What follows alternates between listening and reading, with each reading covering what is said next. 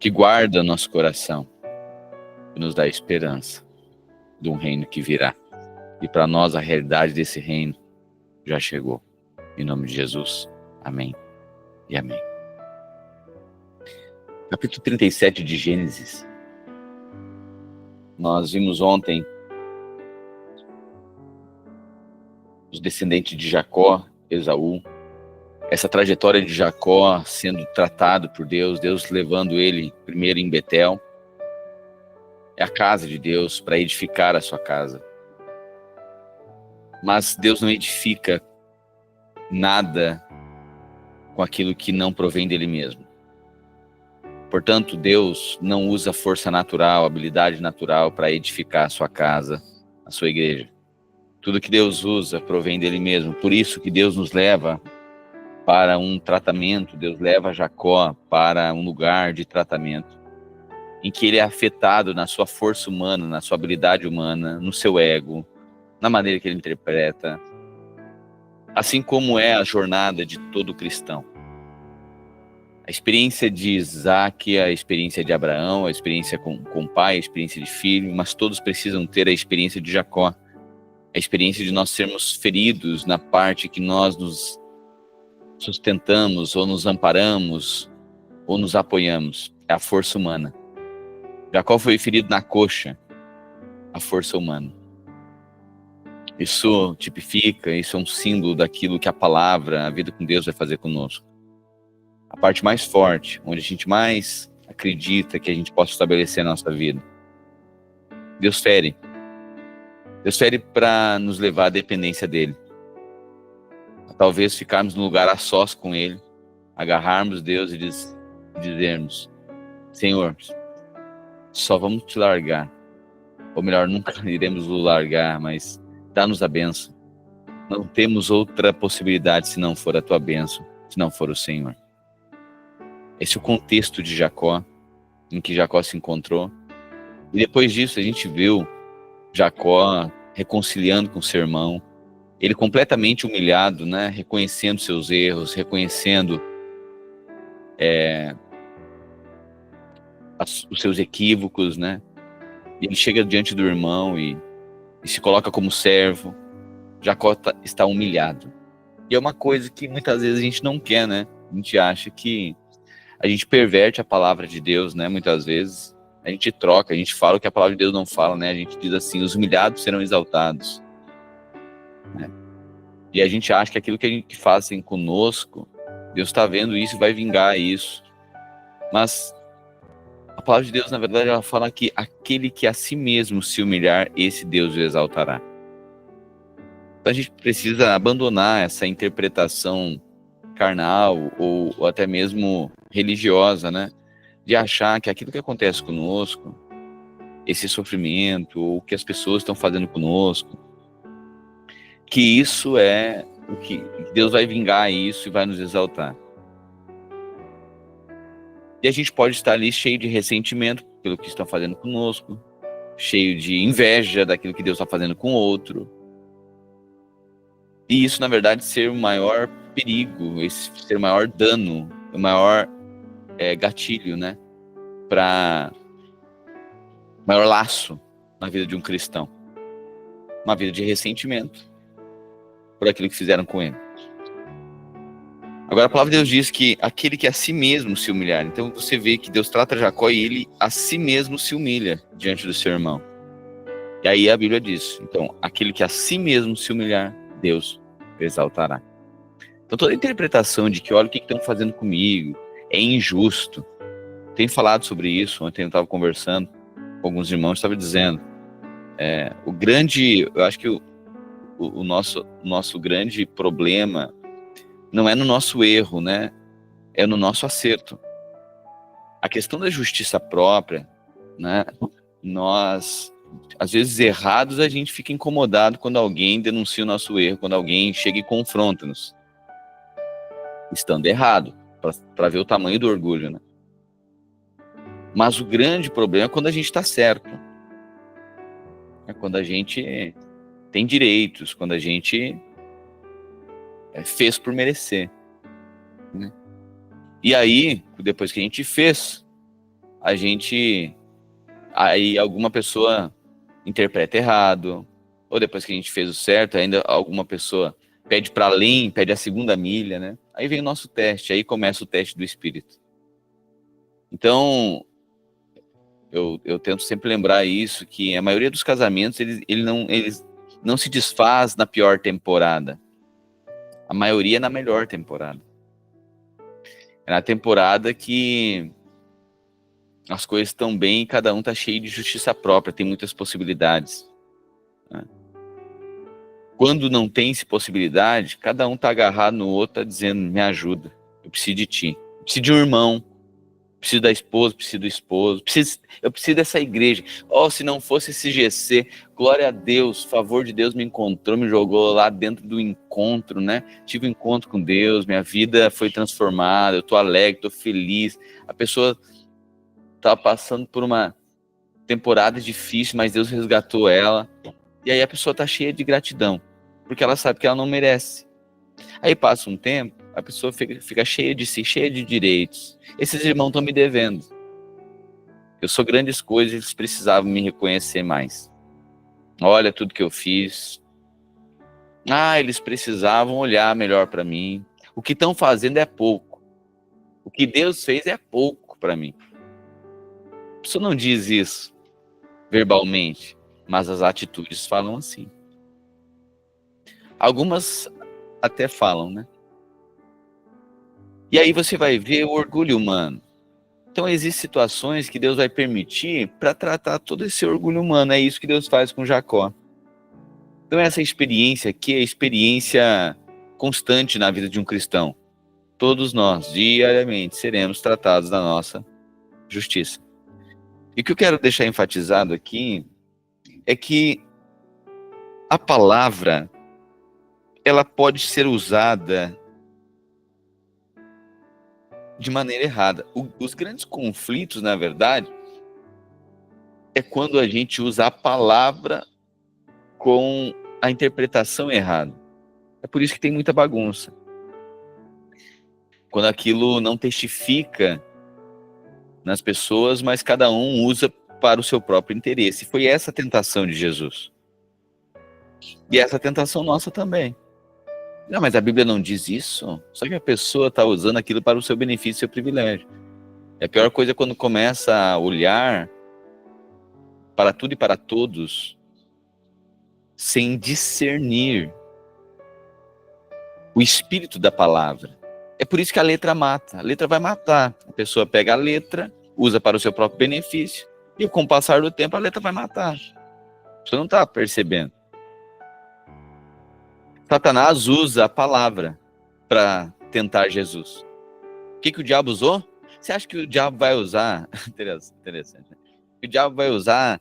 Às vezes a gente tem a gente personifica Satanás, né? Tem uma ideação de Satanás, esse Satanás pervertido, esse Satanás bompudo, né? Que amedronta. Não, não é assim, não. Ele é um anjo de luz. Ele se parece com um anjo. Ele fala de forma sutil. Ele não ataca ninguém. Mas está ali, travestido. Seduz. Então, as motivações, né? É daquele que usa a palavra errada. Então, Satanás está querendo ajudar Jesus quando aparece, né? Lá no deserto, o Espírito leva Jesus para o deserto. Para ser o quê? Testado. Então, assim, Jacó foi levado, Jesus foi levado para o deserto para ser testado também. E Satanás tenta seduzir com o quê? Com a palavra. Tá? Então, saiba disso. O grande perigo na vida cristã é quando a gente usar a palavra ao nosso favor. E alguém usar a palavra a nosso favor. Dizendo o seguinte, olha, o que estão fazendo contigo? Que sofrimento todo. Olha, tá vendo? Cadê teu pai? Não tá aqui não? Clama a ele. Pede para eles provarem o amor por ti. É isso que Satanás fala. Tu não é filho? Usa, cadê os teus direitos? Te abandonou? Teu pai te abandonou? Pede para ele. Ele te deu autoridade para isso? Pede para transformar pedras em pães. Se atira desse monte. Não está escrito que ele dará ordem aos anjos a teu respeito? A tentação sempre é usar a palavra ao nosso favor. A favor dos nossos benefícios, dos nossos privilégios. Não tem nada mais diabólico do que isso. E sempre a palavra de Deus, ela vai nos levar para um lugar de responsabilidade, um lugar de quebrantamento, um lugar de humildade. Pastor, mas não tem benefícios na palavra? É claro que tem. Mas após o quebrantamento, após a humildade, após o reconhecimento, a dependência e a fé. Você está entendendo? Isso não é força, se não é diabólico. Então o que deve ficar claro é que a grande tentação na nossa vida vai ser usar a palavra a nosso favor sem discernir. Então nem toda pessoa que usa a palavra está discernindo a palavra. Quando ela está usando só a palavra para o seu benefício, ela está mais perto do diabo do que nunca antes esteve. Então, às vezes, a gente acha que alguém vai crer numa outra... A pessoa vai mudar de religião, a pessoa vai mudar, agora saiu daqui e foi lá para outra religião, acreditar em outra coisa. Não. A grande tentação de Satanás vai ser perverter a interpretação das Escrituras. Não discernir o Espírito. Por isso, irmãos, eu quero dar um conselho aqui, antes de nós começarmos o devocional, ou melhor, já começamos, né? Mas antes de começar a leitura do capítulo 37, um conselho para você. Tem muita coisa na internet, irmãos. Tem muito recorte na internet. Você tem alimento em casa. A pior coisa é quando pega recorte de internet sem interpretar o espírito daquilo, descontextualizado. Eu tenho um monte de pessoas, entre nós poucos, mas assim, essa é a maior tentação de crente. Vejo milhões de visualizações, às vezes em vídeos, e likes, e coisa totalmente descontextualizado, e normalmente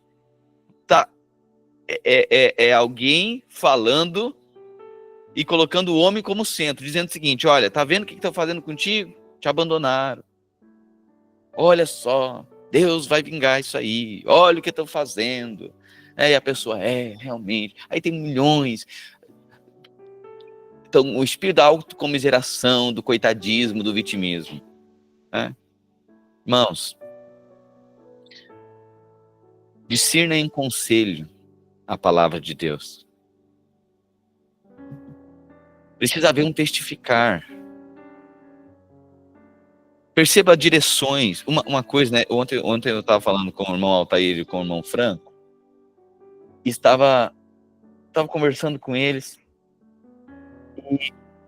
E aí eu acho que foi o irmão Altair que disse assim: pastor, uma coisa que eu entendi. Ou Franco, não sei. Pastor, tem um lugar do favor, né? Disse, tem um lugar. Às vezes o que é para todo mundo não é para nós.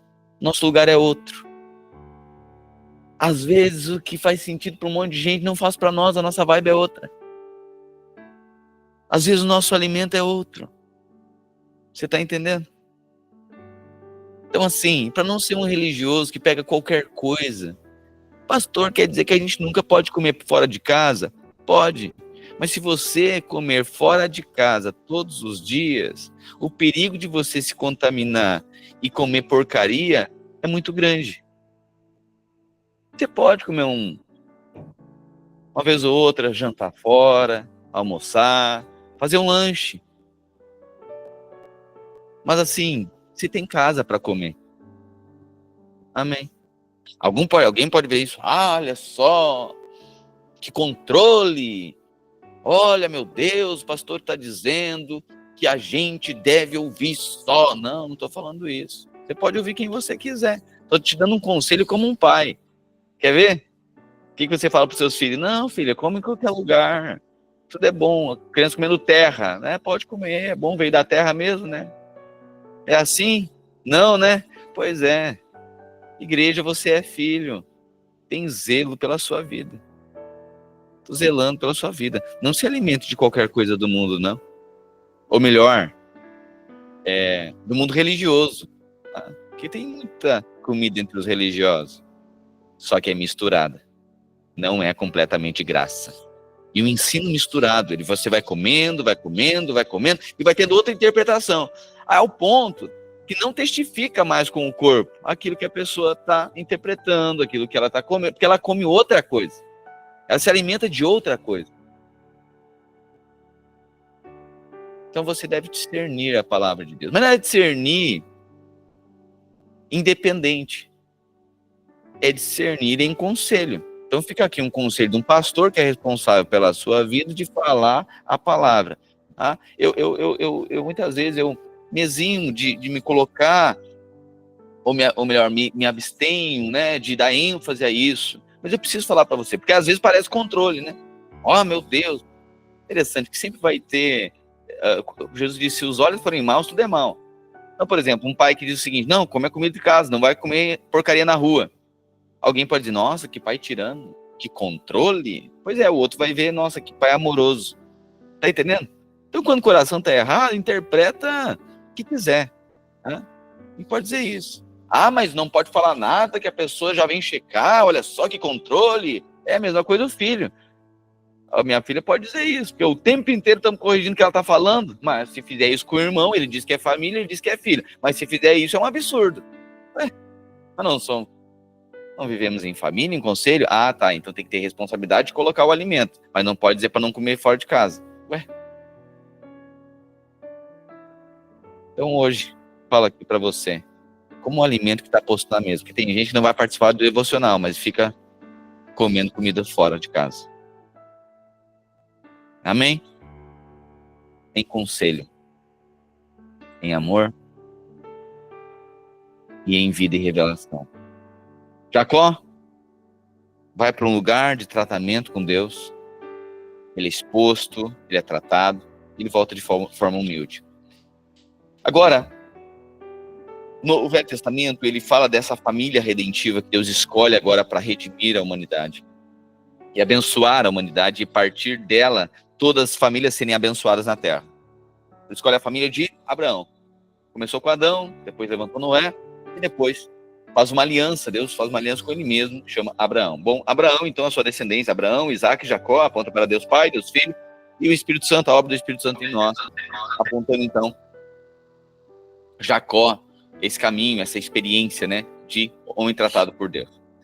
Agora nós chegamos no capítulo 37, e no capítulo 37 fala a respeito de um personagem, aparece aqui, um dos filhos de Jacó, esse filho preferido de Jacó, porque foi o primogênito de Raquel. Raquel era estéril, lembra-se disso? E aí, Jacó, ele teve outros filhos, teve os filhos de Lia e Raquel. Lia concebeu Ruben, concebeu Simeão, concebeu Levi, concebeu concebeu Isacar, concebeu Zebulon. Depois ele teve filhos de Bila, e depois ele teve Dan, Aser, Naphtali. Então Jacó depois teve Gade, né? E de Raquel ele teve 2 filhos, que foi José e Benjamim. Então o primogênito de Raquel, daquela que era estéril e Deus a fez fecunda, era José, e esse era o filho preferido de Jacó. E eu acho interessante aqui, no início do capítulo 37, justamente isso, Deus prolongando, Deus estendendo a vida de Jacó através de José. Olha o que diz: habitou Jacó na terra das peregrinações de seu pai, na terra de Canaã.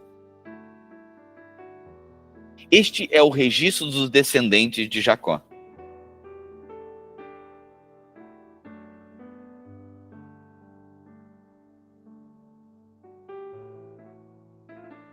A versão árabe diz assim: esta é a história de Jacó.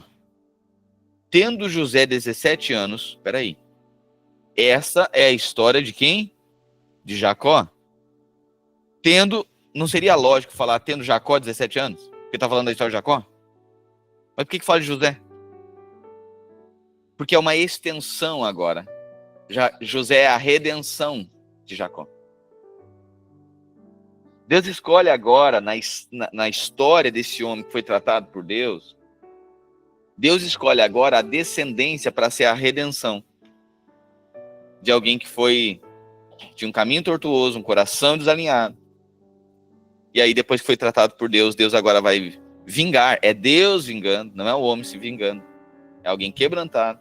E agora, a sua posteridade, a sua descendência, Deus vai agora redimir aquilo que foi roubado, os anos que foi roubado, os anos que foram trapaceados. Então, essa é a história de Jacó. Tendo José 17 anos. Pô, mas é de Jacó a história. Pois é. Mas é a continuação da vida de Jacó. Agora chegou o tempo da redenção. Tendo José 17 anos, apacentava os rebanhos com irmãos. Os filhos de Bila e os filhos de Zilpa, mulheres de seu pai, e contava ao pai a má fama deles. Então, José é aquele que percebia os seus irmãos e ele contava ao pai as coisas erradas que os irmãos faziam. Jacó, né? Então, você vai ver a Bíblia tratando ora Jacó, ora Israel. Mas Deus se refere a Jacó como Jacó. Quando ele fala, eu sou o Deus de Jacó, de Abraão, Isaac e Jacó. Deus não omite o Jacó, porque ele é Deus de pessoas que tiveram um passado tortuoso, mas que ele mudou o nome. Deus não se envergonha disso. Israel amava José mais do que qualquer outro filho, porque ele havia nascido na sua velhice, por isso fez para ele uma túnica ornamentada. Então, sublinha aí túnica, vestido, jaqueta, uma capa. Quando seus irmãos viram que o pai o amava mais do que qualquer outro filho, odiaram-no e não conseguiam falar com ele amigavelmente. Tá? Então aqui, aquele que é amado sempre vai ter resistência, né? Sempre vai ter perseguição. Por quê? Porque ele era profundamente amado. A gente já falou sobre isso. Aquele que tem favor, aonde lugar, a pessoa que tem favor levanta, os inimigos se manifestam. É assim. O favor incomoda muita gente. Ouçam o sonho que tive, disse-lhes. Estávamos amarrando os feixes de trigo no campo, quando o meu feixe, olha só, ouçam o sonho que tive, disse José. Está dizendo para quem? Para os irmãos, para a família. Nós estávamos nesse sonho amarrando feixes de trigo no campo. Quando o meu feixe se levantou e ficou em pé, e os feixes de você se ajuntaram ao redor do meu, e os feixes de você se ajuntaram ao redor do meu e se curvaram diante dele. Olha só. Estávamos amarrando feixes, quando o meu feixe se levantou e ficou em pé. E os de vocês se ajuntaram ao redor do meu e se curvaram diante dele. Os seus irmãos lhe disseram, tá, então você acha mesmo que vai reinar sobre nós? Tem certeza de que vai nos dominar? Eles o odiaram ainda mais por causa do sonho e do que tinha dito. Depois teve outro sonho e contou aos seus irmãos. Tive outro sonho, no qual o sol, a lua e 11 estrelas se curvavam diante de mim. Quando contou ao pai e aos irmãos, o seu pai o repreendeu e disse, que sonho foi esse que você teve? Acaso a sua mãe e seus irmãos e eu viremos a nos curvar até o chão diante de você? Parece petulante, né? Sabe que tem testemunho, tem percepções que parece petulante. Parece uma afronta, né? Essa pessoa se acha. Eu acho que Deus fala com ele, acho que Deus tem muita promessa. Tá bom. Esse foi o sonho que José teve. Que sonho foi esse que você teve? Jacó, né? Pergunta. Caso tua mãe e teus irmãos e eu, nós vamos nos curvar diante de você? Desse modo, os seus irmãos tiveram ciúmes dele. O pai, no entanto, meditava em tudo isso. O pai ficou pensando. Os irmãos de José tinham levado os rebanhos do pai para pastar perto de Siquém. E Israel disse a José: como você sabe, os seus irmãos estão apacentando os rebanhos perto de Siquém. Vem aqui, pois vou enviá-lo até eles. Sim, senhor, respondeu ele. O pai disse: vá ver se está tudo bem com seus irmãos e com os rebanhos e traga-me notícias.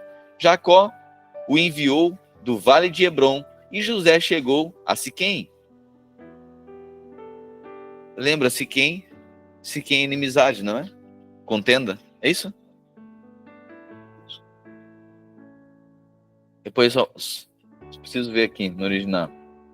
Eu acredito que Siquém é contenda. Um homem encontrou vagueando pelos campos e lhe perguntou: o que é que você está procurando? Ele respondeu: eu procuro meus irmãos. Pode me dizer onde eles estão apacentando os rebanhos? Ah, o ombro, a força, né? A força do ensino. Verdade. Siquém não é contenda, não. É a força lá, a força que vem perto de a força que vem do ensino, que a gente leu lá. Pois bem, ele respondeu: procuro meus irmãos, pode me dizer onde eles estão apacentando os rebanhos? 17. O homem respondeu: eles já partiram daqui. Eu os ouvi dizer: vamos para Dotã. Assim, José foi em busca dos irmãos e os encontrou em Dotã. Eles o viram de longe e antes que chegasse, planejaram matá-lo. Tá? Então os irmãos têm muito ciúme dele, por quê? Porque ele tem sonhos que todo mundo ia se curvar diante dele, ok. Então agora, quando eles avistam José, eles planejaram matar José. José foi lá avisar eles que o pai tinha mandado ele avisar. Eles o viram de longe e antes que chegasse planejaram matá-lo. 19. Lá vem aquele sonhador, diziam uns aos outros. É agora, venham, vamos matá-lo e jogá-lo numa dessas cisternas. E diremos que um animal selvagem o devorou.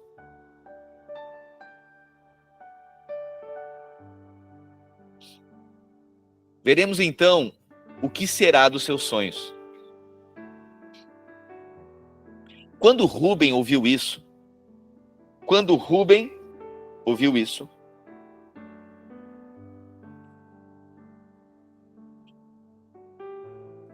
livrou das mãos deles e disse: não lhe tiremos a vida. Um aspecto interessante aqui, queridos, é que, primeira coisa, olha só, José, ele tipifica, primeiro que José é um tipo de Cristo no Velho Testamento, certo? José é um personagem, é um tipo de Cristo no Velho Testamento.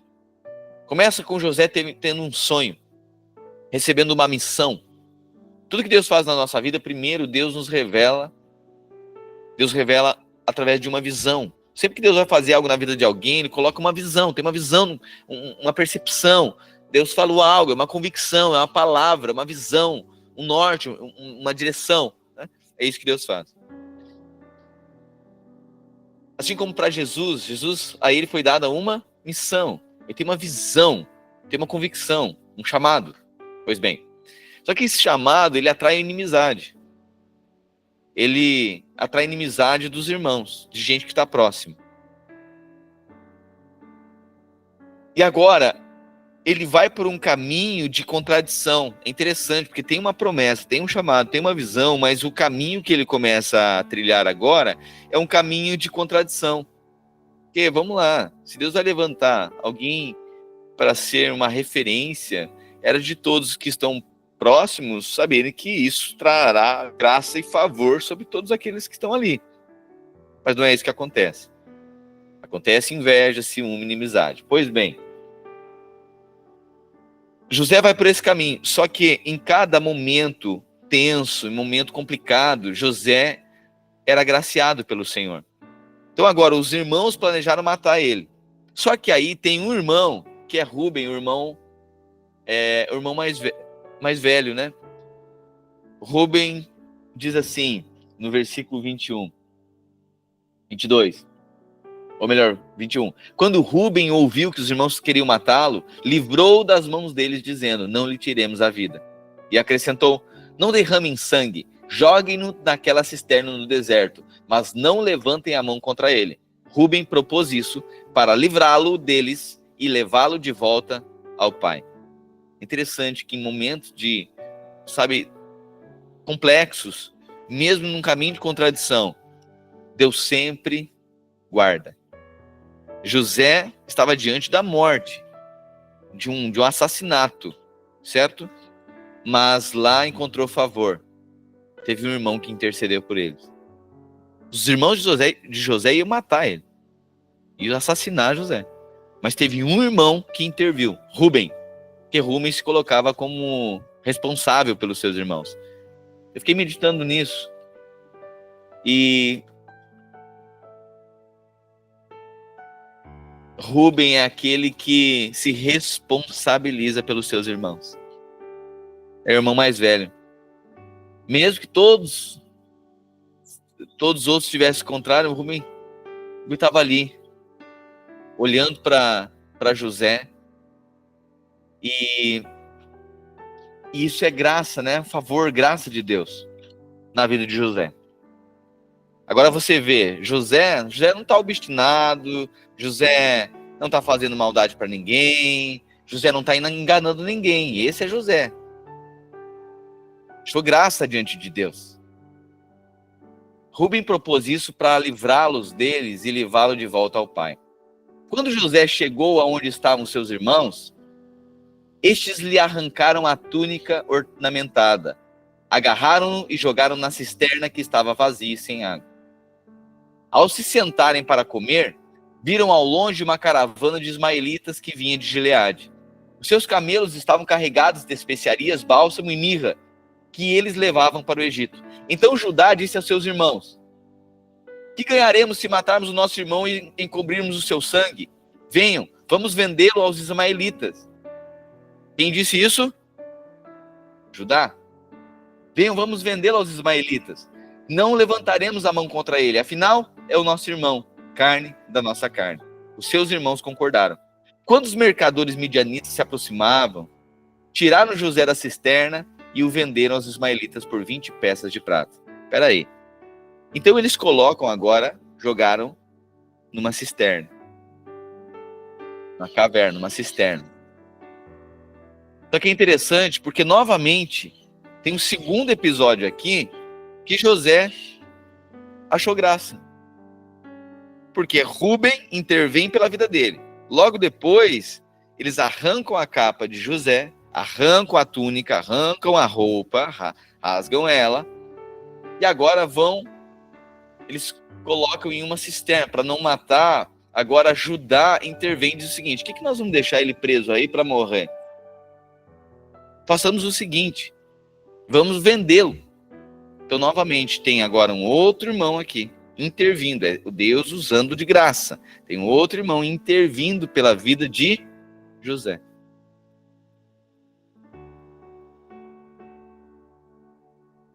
Se ajudar. O que ganharemos se matarmos nosso irmão e encobrirmos seu sangue? 27. Venham, vamos vendê-lo aos ismaelitas. Não levantaremos a mão contra ele, afinal é o nosso irmão, carne da nossa carne. Os seus irmãos concordaram. Quando os mercadores midianitas se aproximaram, tiraram José da cisterna e o venderam aos ismaelitas por 20 peças de prata. Viu que é um tipo de Cristo? Jesus foi vendido por quantas moedas? 30 moedas de prata. José foi vendido por 20 moedas de prata. Vendido por quem? Pelos seus irmãos. Jesus foi entregue por quem? Pelos seus irmãos. Tá? É um tipo de Cristo. Lá no Velho Testamento. O jovem não está lá. Perdão, 29. Quando Rubem voltou à cisterna e viu que José não estava lá, rasgou suas vestes. Por quê? Porque Rubem queria levá-lo de volta ao pai. Lembra disso? Rubem volta agora e não encontra José na cisterna. Rubem rasga as vestes e, voltando aos seus irmãos, disse: o jovem não está lá. Para onde eu irei agora? Então eles mataram um bode, mergulharam a túnica ornamentada de José no sangue e enviaram ao pai com este recado: achamos isto, vê se é a túnica do teu filho. Vê se é a túnica do teu filho. 30. Quando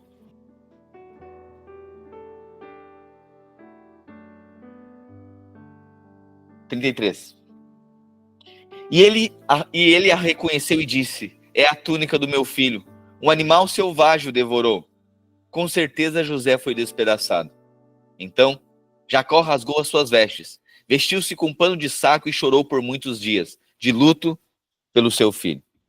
Perceba uma coisa aqui, algo interessante. Quem é o pai de José? Jacó. Quem é o pai de Jacó? Isaac. Quando Isaac foi dar a bênção da primogenitura, quem que merecia a bênção? Esaú. E quem que enganou o pai? Jacó. E ele enganou o pai dizendo que era Esaú. E ele se vestiu com a roupa de quem? Jacó foi enganado.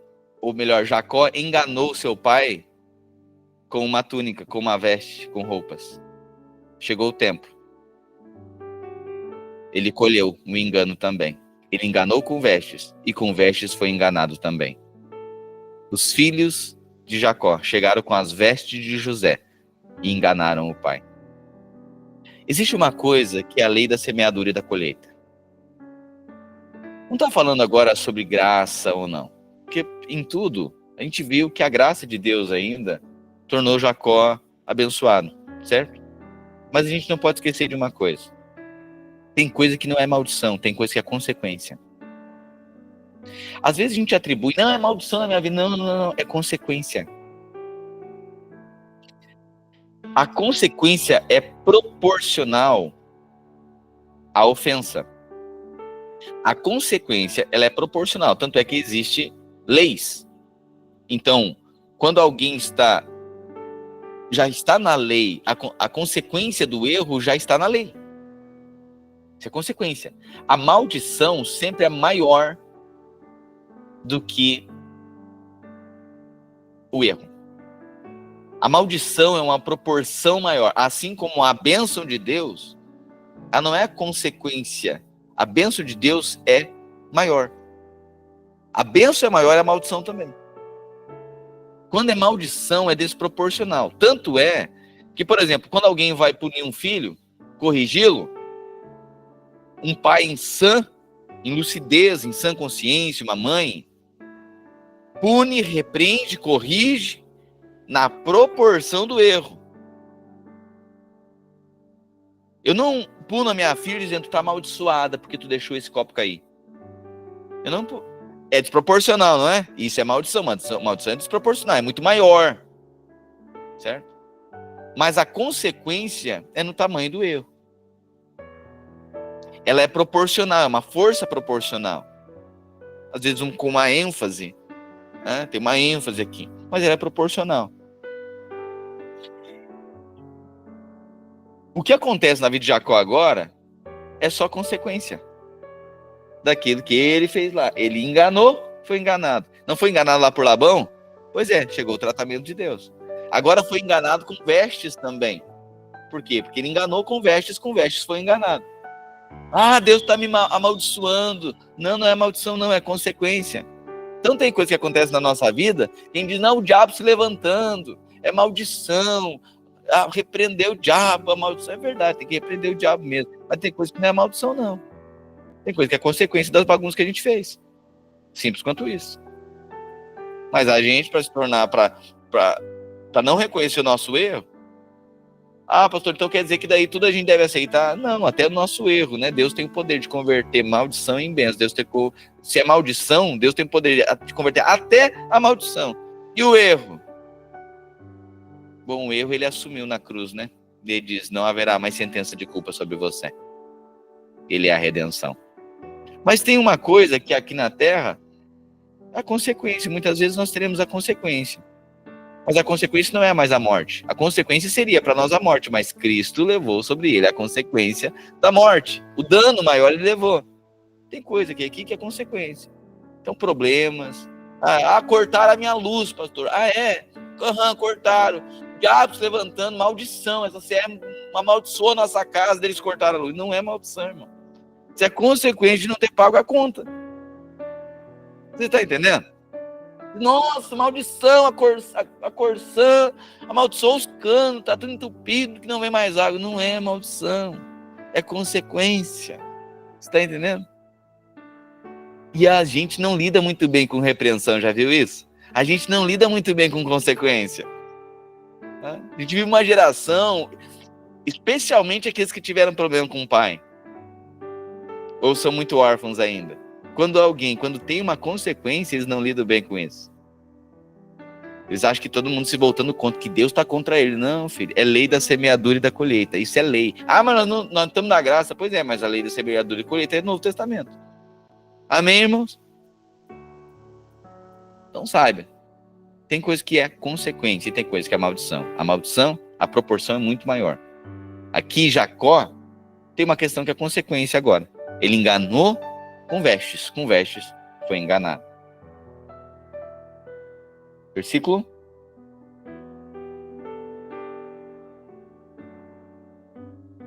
Então Jacó rasgou suas vestes, vestiu-se com pano de saco e chorou por muitos dias de luto pelo seu filho. Todos os seus filhos e as suas filhas vieram consolá-lo, mas ele se recusou a ser consolado, dizendo: não, em luto descerei à sepultura para junto do meu filho. Assim continuou a chorar por ele. No Egito, os midianitas venderam José a Potifar, o oficial do faraó e capitão da guarda. Peraí, ele foi vendido para os midianitas, foi para o Egito, e no Egito foi vendido a Potifar, oficial do faraó. Então, como escravo, ainda que escravo, José foi abençoado. Você está entendendo? Tem um caminho de contradição, mas em cada momento de conflito, de perseguição, de escravidão, Deus estava com ele. Deus era com José. Por essa época, 38, olha agora um episódio aqui. Por essa época, Judá, agora dá um parênteses aqui na história de José, e agora fala sobre Judá, um dos filhos de Jacó. Perceba isso. Por essa época, Judá deixou seus irmãos e se hospedou com um homem de Adulão, chamado Ira. Ali, Judá encontrou uma filha de um cananeu, chamado Suá, e casou-se com ela. Depois de ter relações sexuais com ela, Judá e Suá, depois de ter relações sexuais com ela, ela engravidou e deu luz a um filho, ao qual Judá deu o nome de Er. Tornou a engravidar e teve um filho, ao qual deu o nome de Onã. Quando estava em Quezibe, ela ainda teve outro filho e se chamou Selá. Judá escolheu uma mulher chamada Tamar para Er. Judá escolheu uma mulher chamada Tamar para Er. Er era o que de Judá? Filho, certo? Er era filho de Judá. Escolheu uma mulher para o seu filho, chamada Tamar. Então Tamar era o que de Judá? Nora. Certo? Muito difícil isso. Uns assustados aqui, não estão entendendo? Simples, não é filho. Aí ele arruma uma mulher para o filho, é a nora. E a nora é o que? Do pai, do filho. Judá escolheu uma mulher chamada Tamar para Er, o seu primogênito. E Er, o primogênito de Judá, foi considerado perverso. Er, filho de Judá, foi considerado perverso pelo Senhor. Por isso o Senhor o matou. Então Judá disse a Onã, o outro filho: vá e tenha relações sexuais com a mulher do seu irmão. Cumpra as obrigações de cunhado para com ela e dê uma descendência ao seu irmão. Tá, então aqui está falando sobre a descendência. Sempre lembre disso. Muito importante, essa família redentiva, né? É sempre a multiplicação, serem férteis na terra. Então todo problema sempre era a infertilidade. Né? Então as gerações elas precisavam, por ordem de Deus, né, se multiplicar. Assim como é hoje. Precisamos multiplicar. Vá e tenha relações sexuais com a mulher do seu irmão. Então, como morre Er, Deus matou Er morreu, Judá, para perpetuar a descendência, fala para o outro filho, Onã, diz o seguinte: olha, vá, agora a tua cunhada ficou viúva, agora assuma ela, torne a mulher, assuma a responsabilidade sobre ela, case com ela, torne a mulher e tenha filhos com ela, para perpetuar a descendência. cumpra suas obrigações de cunhado para com ela e dê uma descendência ao seu irmão. No entanto, Onã sabia que a descendência não seria sua. Assim, toda vez que se deitava com a mulher do seu irmão, derramava o sêmen no chão, ejaculava no chão, para não dar descendência ao seu irmão. O que ele fazia foi perverso aos olhos do Senhor. Então ele pegou a parte do privilégio, mas não da responsabilidade. E Deus abomina aquele que se relaciona com seus irmãos só no privilégio. Toda a relação com ele, com a igreja, com os irmãos, é só no privilégio. Mas não tem responsabilidade nenhuma. Deus abomina isso. O que ele fazia foi perverso aos olhos do Senhor. Por isso também o matou. Então, Onã, que era para ser responsável, e só no privilégio. E por isso Deus o matou. O Judá disse a Tamar, a sua nora: fique como viúva na casa do seu pai. Então ele diz: vai lá para a casa do seu pai, até que Selá, o meu filho mais novo, cresça. Ele ainda é guri, ele está ainda nos juvenis, e logo ele vai transitar para os jovens e adultos. Daí ele vai assumir responsabilidade. Então espera o guri crescer, que Selá, o meu outro filho, vai casar contigo. Disse isso porque temia que ele viesse a morrer como seus irmãos. Assim, Tamar foi morar na casa do pai. Tempos depois, morreu a mulher de Judá, filha de Suá. Depois de ter sido consolado, Judá foi com o seu amigo Ira, o adulamita, ver os tosqueadores do seu rebanho em Timna.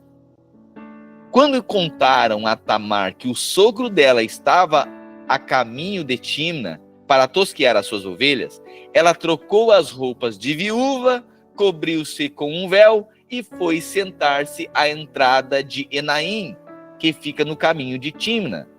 Olha o que está acontecendo. Judá ficou viúvo. Judá agora está indo ver as ovelhas que estavam numa cidade chamada Timna. Quando Tamar, que era nora de Judá, ficou sabendo disso, ela tira as vestes de viúva e coloca outras vestes. E ela senta à beira deste caminho em que Judá iria passar. Ela fez isso porque viu que, embora Selá, o guri, o filho de Judá, fosse um homem feito já, o guri tinha crescido, certo? O guri, Selá, o outro filho de Judá, que Judá tinha dito para ela: olha, o guri vai crescer, e aí ele casa contigo e perpetua a descendência do seu irmão. Só que Selá já tinha se tornado adulto, mas não quis casar com ela. E ela então quer resolver. Ela disse: eu preciso achar um marido. Eu preciso engravidar, preciso dar descendência. O que ela faz? Troca as vestes de viúva e se veste com vestes de prostituta. Quando Judá está vindo no caminho, olha só, fez isso porque viu que, embora Selá fosse um homem feito, ela ainda não havia sido dada a ele como esposa. Quando a viu, 15, Judá pensou que fosse uma prostituta, porque ela havia coberto o rosto. Não sabendo que era sua nora, dirigiu-se a ela à beira da estrada e disse: venha, quero me deitar com você. Então Judá desejou Tamar. Não sabia que era Tamar. Ela se cobriu e se passou por prostituta. Judá então diz: quero me deitar com você. Ela lhe perguntou: o que você me dará para deitar-se comigo? Qual o pagamento? Quanto? Vamos acertar o preço. Ele respondeu: eu mandarei para você um cabritinho do meu rebanho. Ela disse: só se você me deixar uma garantia até mandá-lo. Ele não estava com nada, não podia fazer pix. Diz o seguinte: eu mando depois. Ela disse: mas que garantia tem que eu vou receber? Aí Judá perguntou: o que tu quer de garantia? Ela respondeu: eu quero o selo com o cordão e o cajado que você tem na mão. Ele lhe entregou os objetos e teve relações sexuais com ela.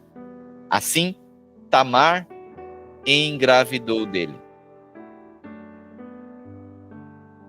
Ela se levantou e foi embora.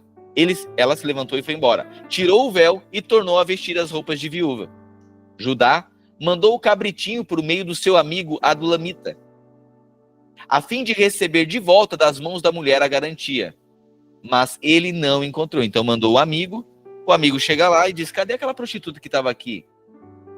Não encontrou ela. Então perguntou aos homens do lugar: onde está a prostituta cultual que costuma ficar à beira do caminho de Enaim? Eles responderam: não há nenhuma prostituta aqui. 22. Assim, ele voltou a Judá e disse: não encontrei ela. Além disso, os homens do lugar disseram que não há nenhuma prostituta habitual, cultual lá.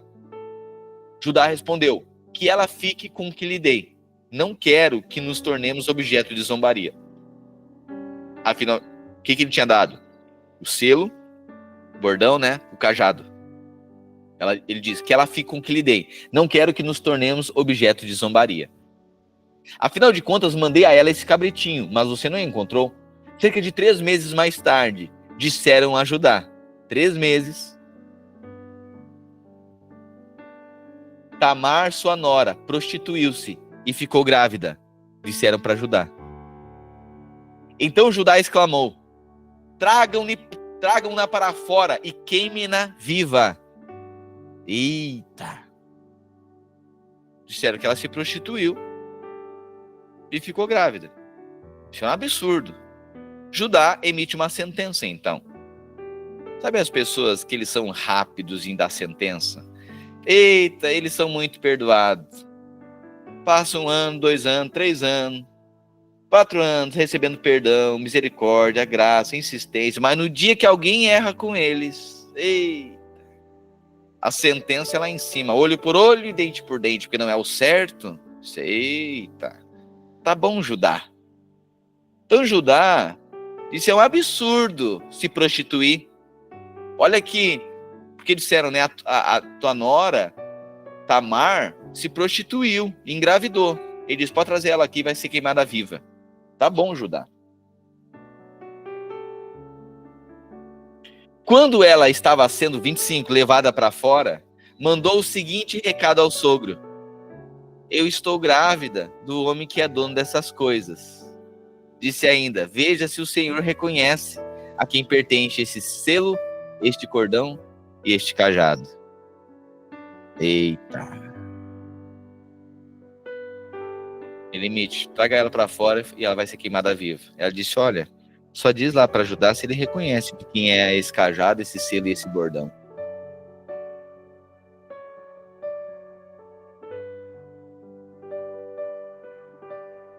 Judá os reconheceu e disse: ela é mais justa do que eu. Tá vendo Deus quebrando o orgulho, quebrando o ego de Judá?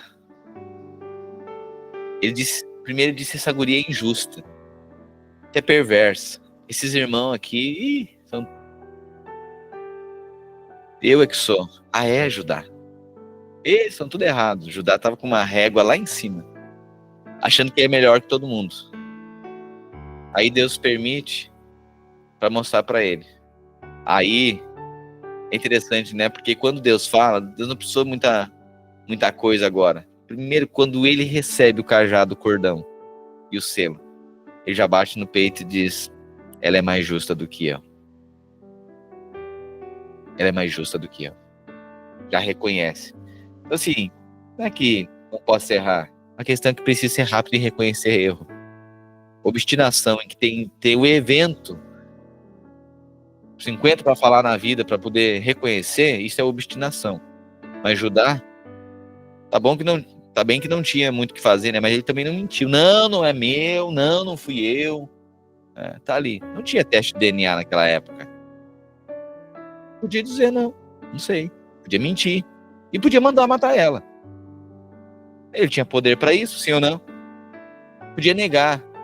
Podia se ressentir. Podia dizer que ela estava mentindo. Podia. Tinha poder para isso. Mas reconheceu, não. Ela é mais justa do que eu. E ele nunca mais voltou a ter relações sexuais com ela. Quando chegou a época de Tamar dar à luz, descobriu-se que havia gêmeos no seu ventre. Enquanto ela dava à luz, um deles pôs a mão para fora. Então a parteira pegou um fio escarlate e amarrou no pulso do menino, dizendo: este saiu primeiro. Porém, ele recolheu a mão e o seu irmão saiu. Então disse: você conseguiu uma brecha para sair. Por isso deu-lhe o nome de Pérez. Pérez. Sublinha aí, Pérez. Depois saiu seu irmão, que estava com o fio escarlate no pulso, e foi-lhe dado o nome de Zerá. 39. José havia sido levado para o Egito, onde o egípcio Potifar, oficial do faraó e capitão da guarda, comprou dos ismaelitas que o tinham levado para lá. O Senhor estava com José, de modo que ele foi um homem próspero. Olha só, o Senhor era com José. Olha o favor, coloca, era com José, de modo que foi um homem próspero na casa do seu senhor egípcio. Então assim, coloca aí graça, favor. José era favorecido. Este percebeu que o Senhor estava com José e o que fazia prosperar, e que o fazia prosperar em tudo que ele realizava. O Senhor de José se agradou dele, e José lhe serviu. Potifar o encarregou da sua casa e lhe confiou todas as suas posses. Desde que o encarregou da sua casa e de todos os seus bens, o Senhor abençoou a casa do egípcio por causa de José. Desde que o encarregou da sua casa e de todos os seus bens, o Senhor abençoou a casa do egípcio. Egípcio é crente, é hebreu, está debaixo da aliança. Até o ímpio é abençoado através da sua vida. Aqueles que têm a bênção de Deus. Até o ímpio que está perto dele recebe favor. O Senhor, este percebeu, olha o ímpio, que o Senhor estava com José e o que fazia e que o fazia prosperar em tudo que ele realizava. O Senhor de José se agradou dele e José lhe serviu. Potifar o encarregou da sua casa e lhe confiou todas as suas posses. Ou seja, se tornou mordomo da casa de Potifar. Certo? Então, mais uma vez, a bênção. José estava preso, era escravo, mas, como escravo, era abençoado. A bênção do Senhor estava sobre tudo que Potifar possuía, tanto em casa quanto no campo. Assim, deixou-os cuidar de José tudo o que tinha e não se preocupava com coisa alguma, exceto com a própria comida. José era atraente e de boa aparência. Depois de certo tempo, a mulher do seu senhor começou a olhar para ele com desejo e o convidou: deite-se comigo. Ele, porém, recusou e lhe disse: o meu senhor não se preocupa com coisa alguma da sua casa e deixou tudo o que tem aos meus cuidados. Não há ninguém nessa casa maior do que eu. Ele nada me negou, a não ser a senhora, porque é mulher dele. Como poderia eu, então, cometer algo tão perverso e pecar contra Deus? Assim, embora ela insistisse com José dia após dia, ele se recusava a deitar-se com ela e evitava ficar perto dela. Uau! Uau! Olha a fidelidade de José. Olha a tentação. E a mulher de Potifar, você acha que era feia? Mal acabada? Hã? A mulher do oficial de Faraó devia estar nos tamancos. Hã? Cheia das Mary Kay. Hã? Mas José guardou seu coração. Duas coisas interessantes, né? Ele negou e se afastou dele também. Que a carne não tem. A carne tu não enfrenta, a carne tu foge. E se enfrentar a carne vai perder, é uma guerra perdida. Então ele fugia dela. 11. Certo dia ele entrou na casa para fazer as suas tarefas e nenhum dos empregados se encontrava ali. Ela o agarrou pelo manto, dizendo: deite-se comigo. Ela o agarrou. Ela o agarrou. Ele, porém, fugiu, deixando o manto na mão dela. Deixando-o? Olha a capa de novo. Os irmãos roubaram o que de José? A capa. O que ela pegou de José? A capa. Capa é o favor. Sempre os inimigos, Satanás, quer roubar o favor. Porém, ele fugiu de casa, deixando o manto na mão dela. Quando ela viu que, ao fugir, ele tinha deixado o manto na sua mão, chamou os empregados da casa e lhe disse: venham, este hebreu nos foi trazido para nos insultar. Ele se aproximou para abusar de mim, mas eu gritei. Quando me ouviu gritar por socorro, largou o seu manto ao meu lado e fugiu da casa.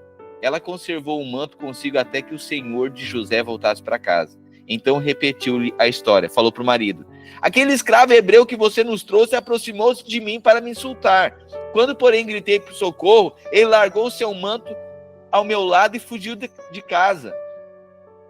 Quando o senhor de José ouviu o que a sua mulher lhe disse, foi assim que o seu escravo me tratou, ficou enfurecido. Mandou buscar José e lançou-o na prisão, em que eram postos os prisioneiros do rei. Enquanto José esteve na prisão, o Senhor estava com ele e o tratou com amor leal, fazendo que o carcereiro se agradasse de José. Mais uma vez, agora José está preso, e mesmo preso, José teve favor, foi abençoado. É um caminho de contradição. Irmãos, vamos lá.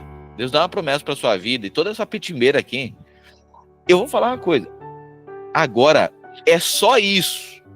É só uma denúncia de assédio sexual. Irmão, como é que se defende disso? Hoje, milhares de anos depois, hoje, isso é danoso para qualquer um. Isso é problema grande. A mulher de Potifar mentiu, forjou um abuso sexual. Como é que o cara se defende? Não tem como defender. Só que é interessante que Deus, ainda que preso,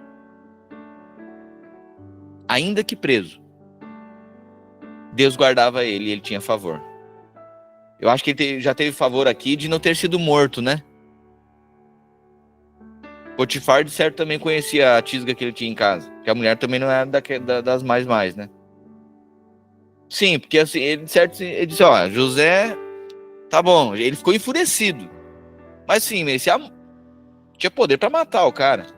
Mas não matou. Claro, Deus interviu, né? Mas de certo ele sabia que a mulher também não era lá essas coisas. Ela é violenta. Mas é outra pregação. Vamos lá. Mas o Senhor era com ele na prisão. O carcereiro não se preocupava com nada do que estava a cargo de José, porque o Senhor estava com José e o fazia prosperar em tudo o que realizava. Então agora José está preso e José é o governador da prisão.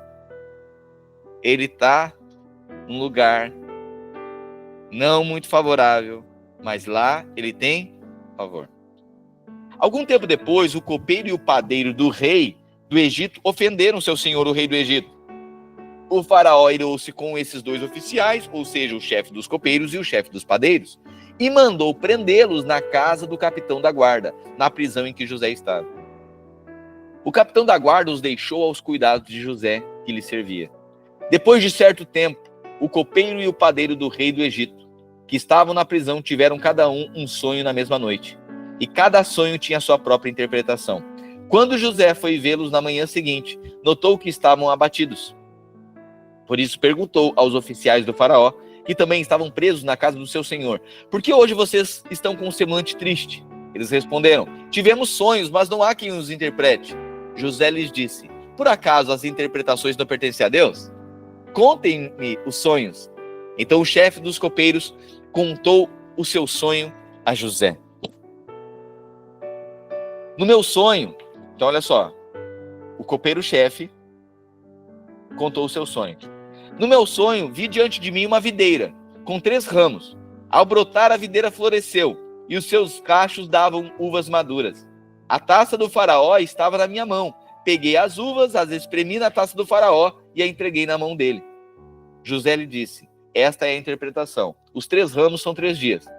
Dentro de 3 dias, o faraó vai exaltá-lo e restaurá-lo à sua posição.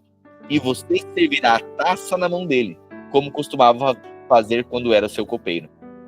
Quando tudo estiver indo bem com você, lembre-se de mim e seja bondoso comigo.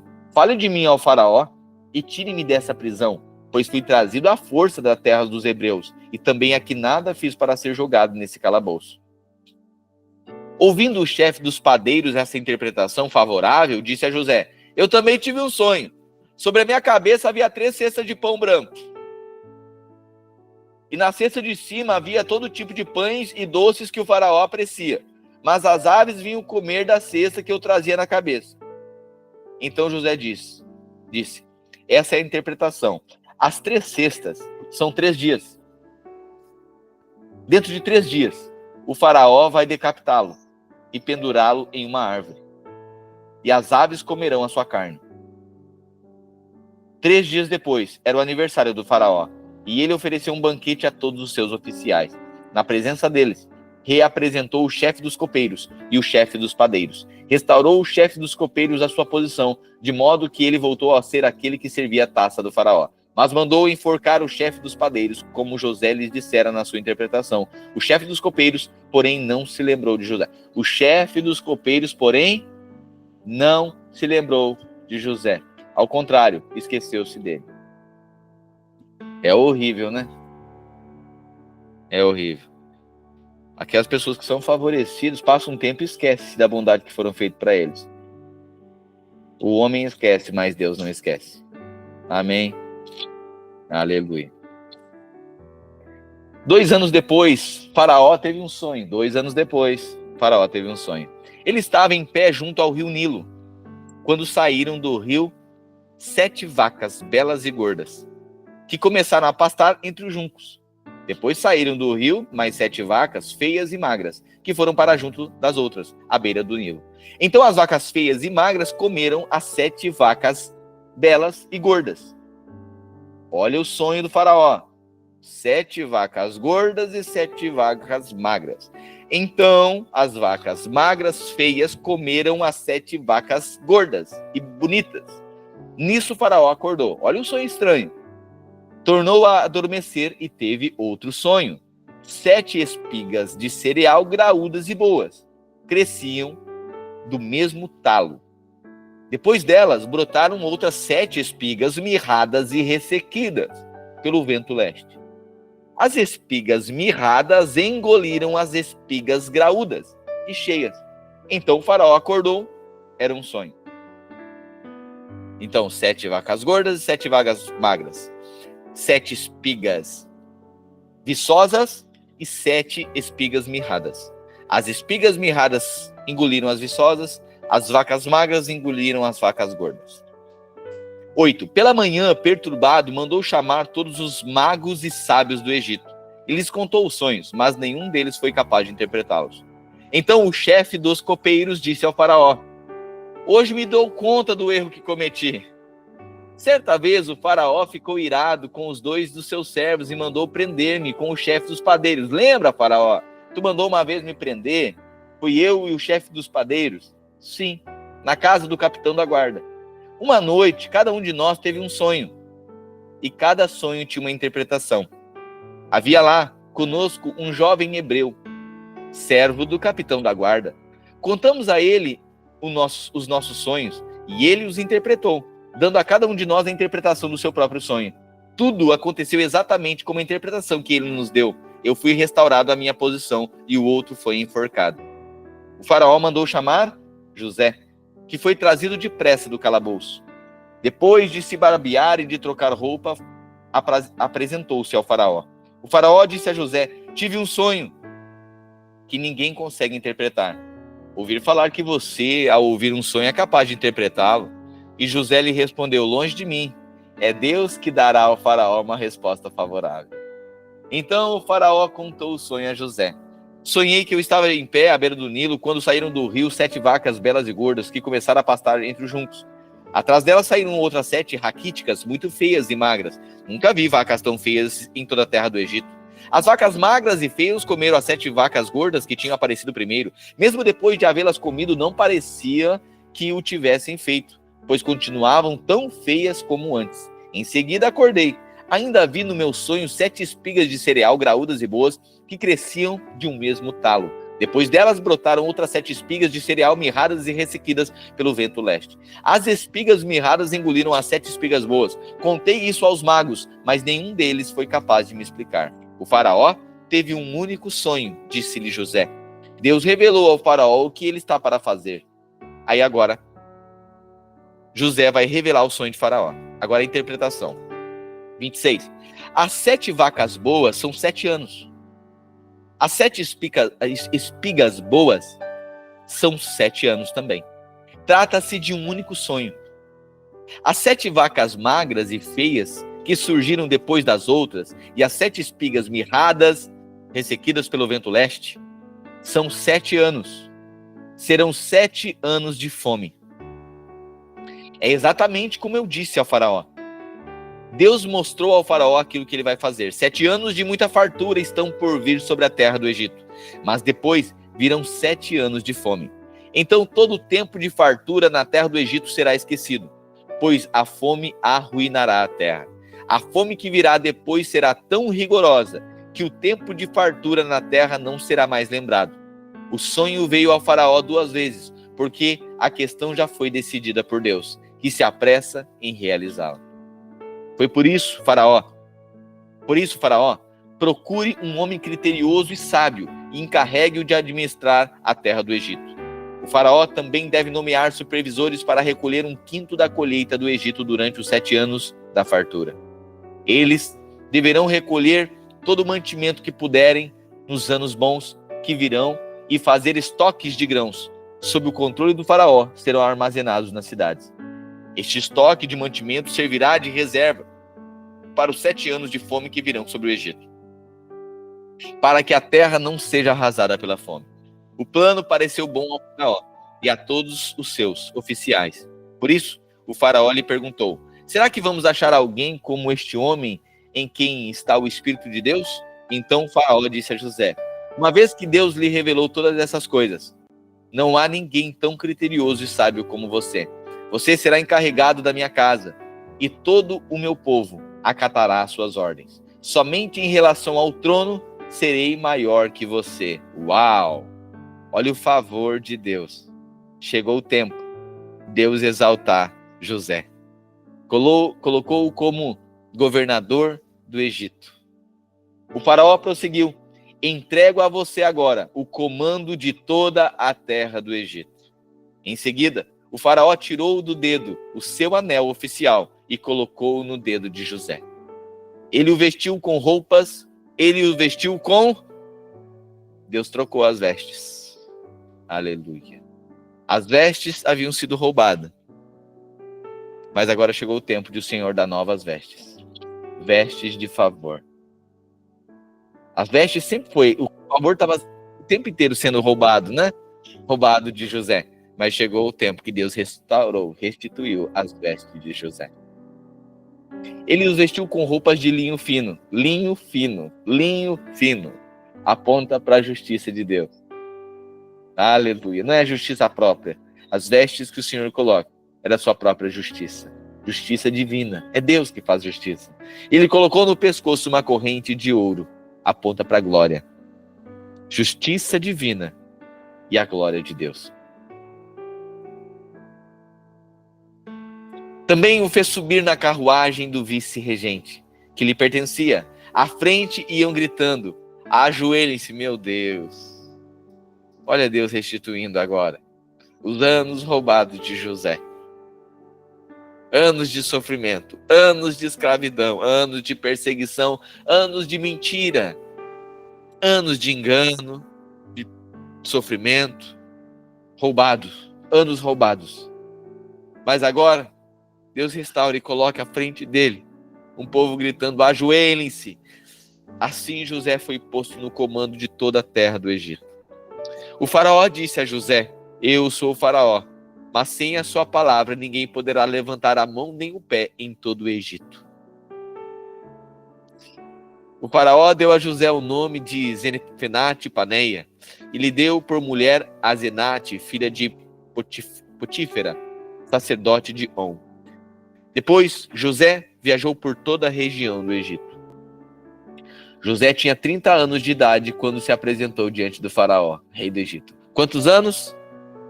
30. Jesus começou seu ministério quando? Quando tinha quantos anos? 30 anos. José é um tipo de Cristo. Aos 30 anos, José começa a governar. Jesus, aos 30 anos, começou o seu ministério. Ele se ausentou na presença do faraó e foi percorrer todo o Egito. Durante os 7 anos de fartura, a terra produziu em abundância. José recolheu todo o mantimento dos 7 anos de fartura no Egito e o armazenou nas cidades.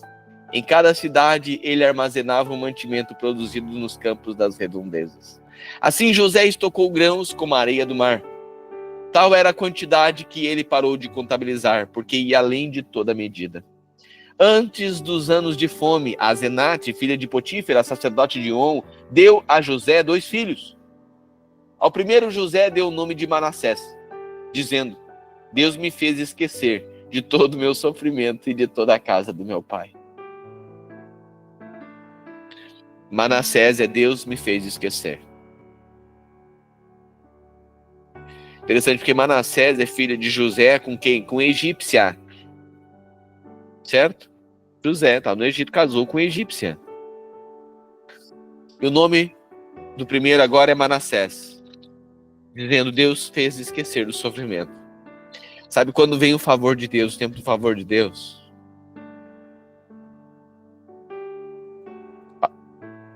Você vai ver que tudo não passou de dores de parto. Quando vem o favor de Deus, os anos de sofrimento, o favor, a graça é superabundante. Onde abundou o erro, superabundou a graça. A graça é muito maior do que as dores e do que o sofrimento. Assim,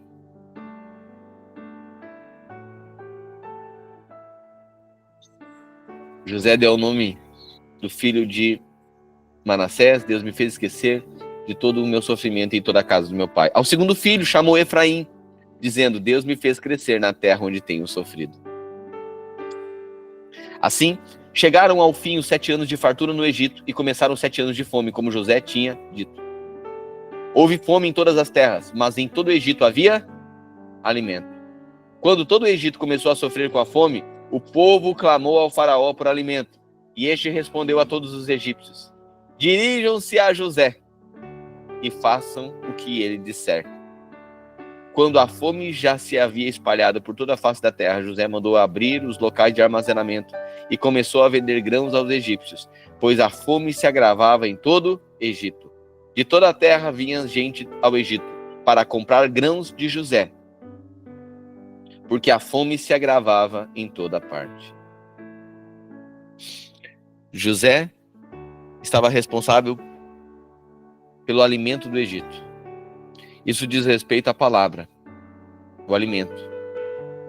Sabe de uma coisa? Quando Deus estabelece favor e quer engrandecer você, quer engrandecer um povo, Ele dá a palavra para esse povo. E até os inimigos hão de reconhecer e se achegar, porque lhes falta palavra, lhes falta alimento, lhes falta revelação. Mas até os inimigos um dia terão que reconhecer que vir até José, pois dele tem palavras de sabedoria. Amém. Quando Deus quer levantar você, Ele não vai abater os seus inimigos. Ele vai trazê-los para que você os sirva com palavras de vida eterna. Amém. Quando Jacó soube que no Egito havia grãos, olha só, volta agora lá para o cenário da família de José. José fora vendido como escravo, foi parar na casa de Potifar. A mulher de Potifar acusou ele de abuso, de assédio. Ele foi preso por conta disso, fica na prisão. Tem padeiro e copeiro, tiveram um sonho, ele revela o sonho, um morreu e o outro, então, não contou para o faraó. Passam-se 2 anos, aí o faraó teve um sonho, aí o copeiro lembrou, falou para o faraó mandou chamar José foi lá, revelou o sonho de faraó e foi posto governador do Egito, 7 anos de fartura. Depois veio 7 anos de fome. Quando a fome agora? Em toda a terra teve fome. Mas no Egito tinha semente, tinha alimento. Quem estava governando? José.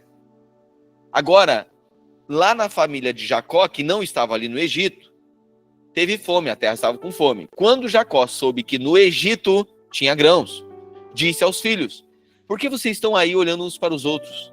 Disse ainda: ouvi dizer que há grãos no Egito. Desçam até lá e comprem os grãos para nós, para que possamos continuar vivos e não morramos. Assim 10 dos irmãos de José. Quantos irmãos? 10. Quantos eram? 11. Um ficou. Um fica. 10 dos irmãos de José desceram ao Egito para comprar grãos. Jacó não deixou que Benjamim, irmão de José, fosse com eles, temendo que algum mal lhe acontecesse. Lembra que de Raquel eram 2 filhos? José e Benjamim. José tinha sido levado, morto. Essa é a informação que o pai tinha. Então, ficou Benjamim, o segundo filho de Raquel. E ele diz: pode subir todo mundo, mas deixa Benjamim. Jacó não deixou que Benjamim, irmão de José, fosse com eles, temendo que algum mal lhe acontecesse. Os filhos de Israel estavam entre outros que também foram comprar grãos, por causa da fome na terra de Canaã. José era governador daquela terra, e era ele que vendia grãos a todos os povos. Por isso, quando os irmãos de José chegaram, curvaram-se diante dele, com o rosto em terra. José, versículo 7, reconheceu seus irmãos logo que os viu, mas agiu como não os reconhecesse. E lhes falou asperamente: de onde vocês vêm? Eles responderam: nós viemos da terra de Canaã para comprar comida. José reconheceu seus irmãos, mas eles não o reconheceram. Lembrou-se então dos sonhos que tivera a respeito deles. E lhes disse: vocês são espias? Vieram para ver onde a nossa terra está desprotegida? Eles responderam: não, meu senhor. Os teus servos vieram comprar mantimento. Todos nós somos filhos do mesmo pai. Os teus servos são homens honestos, não espias. José, porém, insistiu: não, vocês vieram ver as áreas desprotegidas da terra. Eles disseram: os teus servos eram 12 irmãos, todos filhos do mesmo pai na terra de Canaã. O caçula está agora em casa com nosso pai, e o outro já morreu. Eita!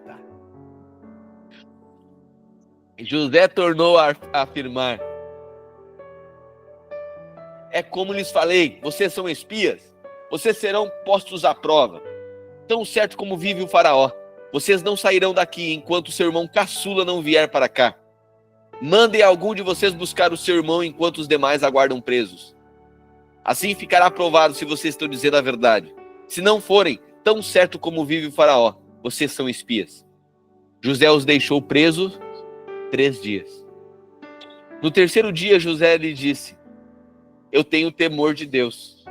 Se querem salvar a própria vida, façam o seguinte. Meu Deus, eu tenho temor de Deus. Se vocês são homens honestos, deixe um dos seus irmãos aqui na prisão, enquanto os demais voltam, levando grãos para matar a fome das suas famílias.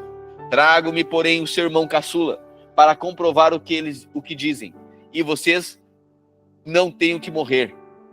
Eles se prontificaram a fazer isso. Então disseram uns aos outros: certamente somos culpados pelo que fizemos ao nosso irmão. Olha a culpa que eles carregavam. Vimos como ele estava angustiado quando nos implorava pela sua vida, mas não lhe demos ouvidos. Por isso nos sobreveio esta angústia. Rúben respondeu: eu não lhes disse que não pecassem contra o menino? Mas vocês não quiseram me ouvir. Olha Rúben, né? Lembra que Rúben estava protegendo José? Queria proteger José? E queriam levar de volta ao pai? E os irmãos não deram ouvidos e venderam o menino? Aí agora Rúben está dizendo: eu falei para vocês que não era para fazer mal com o menino. Agora a gente vai ter que prestar conta do seu sangue. 23. Eles, porém, não sabiam que José podia compreendê-los, pois eles lhes falava por meio de um intérprete. Nisso, José retirou-se e começou a chorar. Mas logo depois voltou e conversou de novo com eles. Então escolheu Simeão e mandou acorrentá-lo diante deles. Em seguida, José deu ordem para que enchessem de grãos as suas bagagens, devolvessem a prata de cada um deles e colocando-a nas bagagens, e lhes dessem provisões para a viagem. E assim foi feito. Eles puseram a carga de grãos sobre os jumentos e partiram. Em uma hospedaria, um deles abriu a bagagem para pegar forragem para o seu jumento e viu a prata na boca da bagagem. Então disse aos seus irmãos: devolveram a minha prata, aqui está na minha bagagem. Tomados de pavor e tremendo, disseram uns aos outros: que é isso que Deus fez conosco?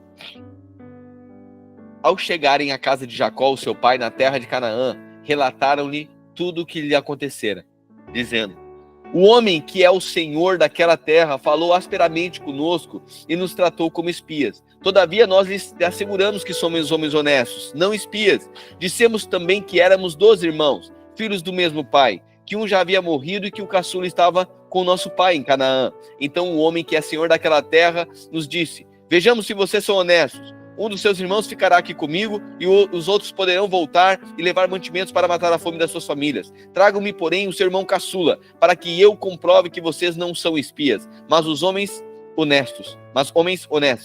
Então eu lhes devolverei o irmão e autorizarei a fazer negócios nessa terra. Ao esvaziarem as bagagens, dentro da bagagem que cada um estava, a sua bolsa cheia...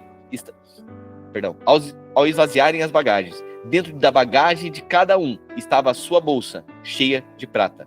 Quando eles e seu pai viram as bolsas cheias de prata, ficaram com medo. Jacó, o seu pai, lhes disse: vocês vão me deixar sem filhos.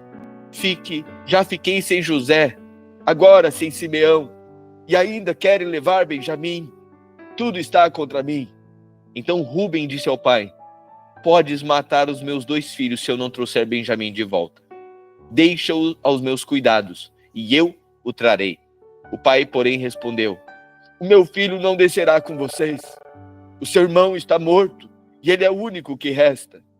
Se algum mal lhe acontecer na viagem que estão por fazer, vocês farão estes meus cabelos brancos descer com tristeza à sepultura. A fome... É até aqui, né? Até aqui? Amém. Ai... Sabe quando a novela subia daí as letrinhas assim, no suspense, é mais ou menos assim. Voltaremos, aleluia. Amém.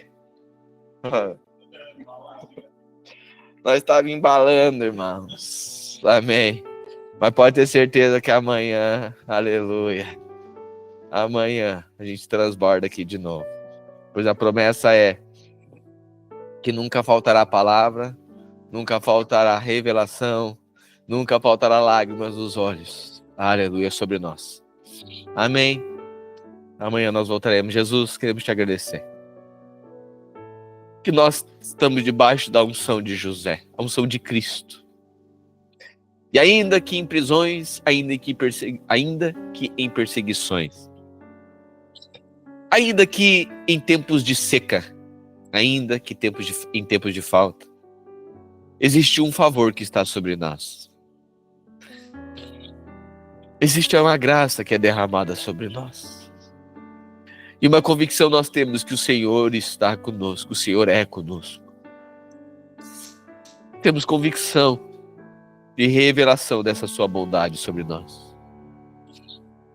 Somos gratos, pois em todos os ambientes que o Senhor nos coloca, ainda que com os inimigos, ainda que em meio à fome, ainda que entre egípcios, o Senhor nos coloca no lugar de governo. E até o ímpio reconhece que nós temos favor. Somos gratos, pois o Senhor está conosco. A bênção do Deus de Jacó, o Deus de José, está conosco. Nós oramos para que haja revelação da tua bondade sobre nós. Sim, também nos dá a revelação, assim como Judá, em reconhecer que os erros dos outros, o nosso é maior que o deles. Que ainda que outros tenham errado, o nosso não nos faça soberbos. Não deixe nosso coração altivo, Senhor Jesus. Nos faça reconhecer que o nosso é maior. Nos coloquemos em uma posição de humildade. reconhecendo a condição que nós somos como homens, e nesse reconhecimento, nessa humilhação, nós encontremos favor, assim como Judá. Nós oramos e te agradecemos pela tua palavra tão rica, que é força para os nossos ossos. Siquém, a força que vem do ensino da tua palavra. Nós oramos em nome de Cristo Jesus. Amém e amém. Um bom dia para você, uma boa tarde para você. Voltamos amanhã, aqui ao meio-dia. Graça e paz. Amém. Amém. Uhum. Tchau, pai. Tchau, pai. Tchau, filha. Você fez o devocional com a mamãe? Sim? Com o papai. Com o papai, é verdade. Foi com o papai Assim. que você fez, tá bom. Em companhia da mamãe.